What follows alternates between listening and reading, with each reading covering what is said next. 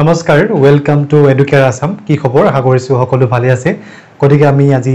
আসাম টেটৰ লগত সন্দৰ্ভত কেইটামান অতি গুৰুত্বপূৰ্ণ কথা আমি ডিসকাস কৰিম গতিকে ভিডিওটো আপোনালোকে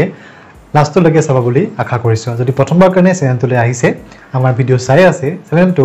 সাবস্ক্ৰাইব কৰি দিব গতিকে টেট পৰীক্ষা এটা অতি গুৰুত্বপূৰ্ণ পৰীক্ষা যিসকলে ইন ফিউচাৰ ভৱিষ্যতে এজন শিক্ষক হম বিচাৰিছে লাগিলে এলপি হক ইউপি হক আৰু জেনেৰেল টেটে এটো বুজায় যে আপুনি এজন এলপি আৰু ইউপিৰ টিচাৰ হ'ব পাৰিব আৰু হাই স্কুল হাই সেকেন্ডাৰী কাৰণে হাই স্কুল টেট হাই সেকেন্ডাৰী টেট অসম চৰকাৰে অনুষ্ঠিত কৰে গতিকে 2012 চনৰ পিছত অসম চৰকাৰে 2021 চনত আসাম টেট পৰীক্ষা পাতিবলৈ গৈছে অৰ্থাৎ জেনেৰেল টেট পৰীক্ষা অনুষ্ঠিত কৰিবলৈ গৈ আছে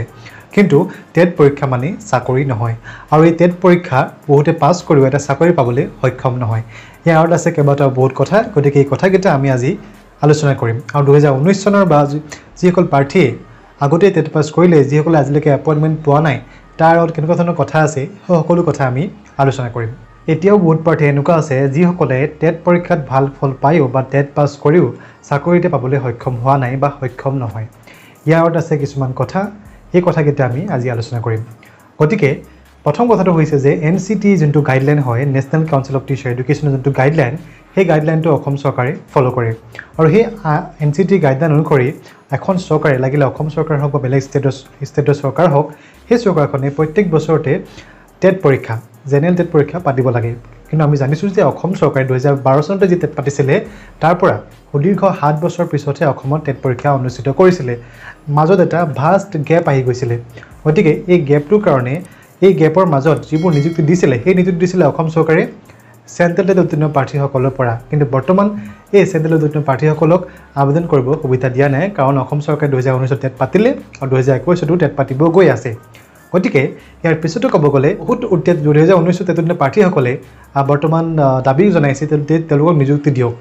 নতুনকৈ টেট পতাৰ আগতে তেওঁলোকক যেন নিযুক্তি দিয়ে তাৰ কাৰণে তেওঁলোকে দাবী জনাইছে কাৰণ বহুত প্ৰাৰ্থীৰ বয়সৰ কথা আছে কাৰণ আমি সকলোৱে জানো যে বয়সৰ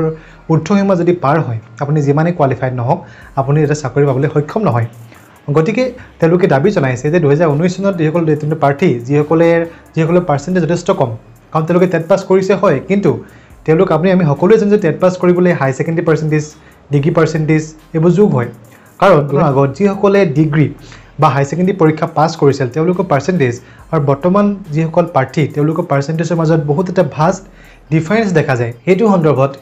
বহুতো কিছুমান সংবাদমেল দিছে বা শিক্ষামন্ত্ৰীলৈ পত্ৰ প্ৰেৰণ কৰিছে যাতে তেওঁলোকে অসম চৰকাৰে যাতে সেই প্ৰাৰ্থীসকলক যিসকলে অলৰেডি পাছ কৰি থৈছে যিসকলে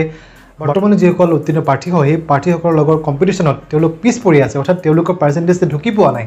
তেওঁলোকে টেট পাছ কৰিছে হয় কিন্তু তেওঁলোকে বৰ্তমানলৈকে চাকৰি পাবলৈ সক্ষম হোৱা নাই গতিকে অসম চৰকাৰে যাতে তেওঁলোকৰ কাৰণে কিবা এটা চিন্তা কৰে এজ এ কণ্টেক্সুৱেল এমপ্লয়ী হ'লেও যাতে তেওঁলোকক নিযুক্তি দিয়ে তাৰ কাৰণে আমিও অসম চৰকাৰক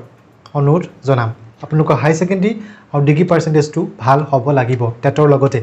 আৰু টেটত যদি আমি জাষ্ট 83 পাই বা 90 পাই যদি পাছ কৰোঁ পাছ কৰিলে যে আমি এতিয়া চাকৰি পাম সেইটো সম্ভৱ নহয় কাৰণ কম্পিটিশ্যন বহুত বাঢ়িছে আমি সকলোৱে জানো পাৰ্চেণ্টেজৰ লগত বৰ্তমান যিসকল ল'ৰা ছোৱালীৰ পাৰ্চেণ্টেজ কেণ্ডিডেটৰ পাৰ্চেণ্টেজ যথেষ্ট বেছি হয় গতিকে আমি যিসকল নতুনকৈ টেট দিব তেওঁলোকক মই জনাম যে আপোনালোকে যিমান পাৰে বেছি নম্বৰ মিনিমাম 100+ যিহেতু 150 মাৰ্কছ পৰীক্ষা পাতে মিনিমাম 100+ মাৰ্কছ পাবলৈ যাতে আমি চেষ্টা কৰোঁ তাৰ কাৰণে আমি প্ৰাৰ্থীসকলক আমি ৰিকুৱেষ্ট কৰিম গতিকে আপোনালোকে প্ৰিপেৰেশ্যন কৰক যিমান সোনকালে পাৰে ইয়াৰ পিছতো 2 নম্বৰ যোনটো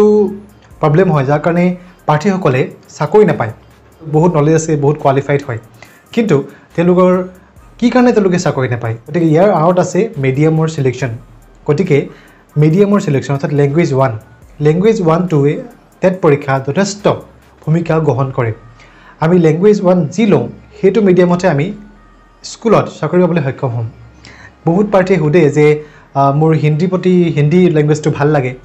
মই কিন্তু অসমীয়া মিডিয়ামত পঢ়া কিন্তু হিন্দী লেংগুৱেজটো ভাল লাগে বা মই এজন বেংগলী মিডিয়ামৰ ষ্টুডেণ্ট বা মই ইংলিছ L1 লৈ পৰীক্ষা দিব পাৰিম নে নোৱাৰিম গতিকে এনেকুৱা ধৰণৰ কুৱেশ্যন কিছুমান কৰে যাৰ কাৰণে তেওঁলোকে চাকৰি পাবলৈ সক্ষম নহয় কাৰণ অসমত ইংলিছ মিডিয়ামে হওক বা হিন্দী মিডিয়ামে হওক তাতকৈ অসমত অসমীয়া মিডিয়ামৰ স্কুল যথেষ্ট পৰিমাণে আছে গতিকে পৰাপক্ষত যিসকল অসমীয়া ষ্টুডেণ্ট হয় তেওঁলোকক মই এইটো ক'ম যে আপোনালোকে আছামিজ লেংগুৱেজ 1টো সদায় আছামিজ ল'ব কাৰণ অসমত অসমীয়া মিডিয়ামৰ স্কুলৰ পৰিমাণ যথেষ্ট পৰিমাণে আছে গতিকে লেংগুৱেজ 1টো আছামিজ যিসকলে লয় তেওঁলোকে চাকৰি সোনকালে পায় আৰু বহুতে কিছুমান কুৱেশ্যন কৰে যে মই এজন হিন্দী টিচাৰ হ'বলৈ হ'লে কি কৰিব লাগিব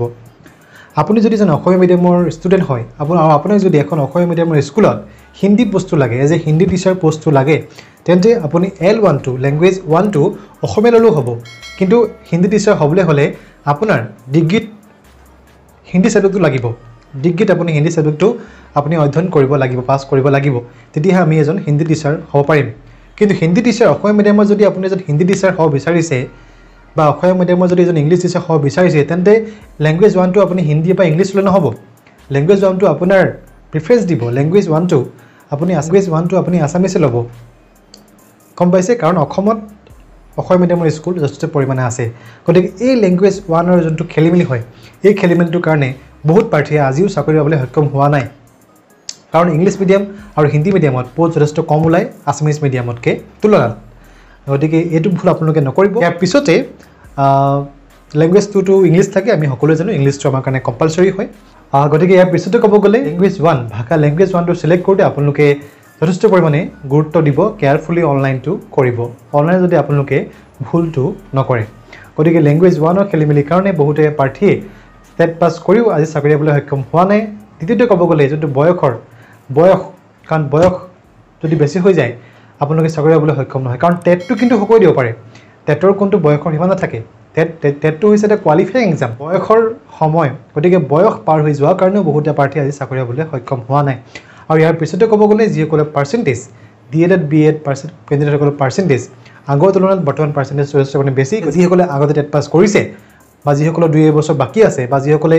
বেটাৰমেণ্ট এজ এ বেটাৰমেণ্ট হিচাপে আপোনালোকে টেট পৰীক্ষাত বহিব পাৰে যিসকলে গতিকে আছাম যে অসম চৰকাৰে পাতিব গৈছে এটা পজিটিভ পইণ্ট যিসকলে অলৰেডি টেট পাছ কৰি থৈছে তেওঁলোকৰ কাৰণে এটা পজিটিভ পইণ্ট কাৰণ তেওঁলোকে এজ এ বেটাৰমেণ্ট যদি আগতে মাৰ্কছ কম আছিলে